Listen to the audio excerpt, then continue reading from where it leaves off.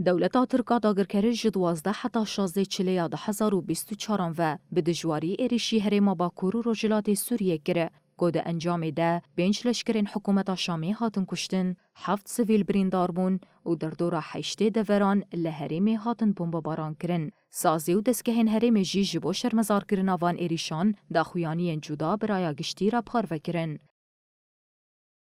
Ji bo gelê me berxwedêr û ji bo raya giştî. Rêveberiya Xweseriya Demokratîk a Kantona Cizîrê bi daxuyaniyekê êrîşên dewleta Tirk ên li ser binasaziya herêmê şermezar kir. Rêveberiyê di daxuyaniya xwe de diyar kir ku dewleta Tirk bi êrîşan dixwaze siyaseta qirkirinê, wêrankirinê bimeşîne û projeya netewa demokratîk têk bibe. Rêveberiyê di dawiyê de soza berdewamkirina tekoşîn û berxwedanê li hemberî êrîşan da.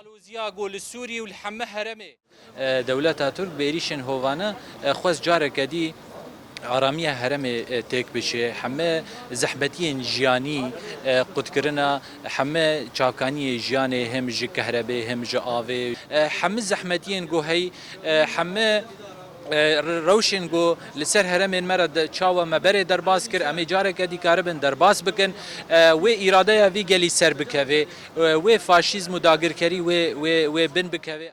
إن المجلس الاجتماعي الأرمني في شمال وشرق سوريا Nûnerên pazdesazî, yekîtî, komele û malbendên rewşenbîriyên Kurd, Ereb, Aşûr, Sûriyan û Ermen li Qamişlo û Hesekê daxuyaniyek hev beşdan û êrîşên dewleta Tirka dagirkerê li dijî binasaziya herêmê şermezar kirin. Di daxuyaniyê de hate gotin ku dewleta Tirk bi êrîşên xwe yên bi balafir, top û dronan li dijî herêmê dixwaze têkçûna xwe ya hindurîn binixwimîne. Di dawiyê de saziyan yekrêziya xwe li dijî êrîşên Tirkiyê nîşandan û soza bilindkirin آستا برخودانê dan. خلال عقد من الزمن تقوم الفاشية التركية بحرب شاملة بحق شارداریya geliya bajarê Qamişlo jî ji bo şermezarkirina êrîşên dewleta Tirkiyê li dijî binasaziya herêmê daxuyaniyek li pêşiya avahiya xwe da. Di daxuyaniyê de hate diyarkirin ku dewleta Tirk bi van êrîşên xwe hemû zagonên mafê mirovan bin pê dike. Di dawiyê de bang li dewletên navnetewî hate kirin ku jî bêdingiya xwe derkevin û sînorekî ji dewleta Tirk re deynin.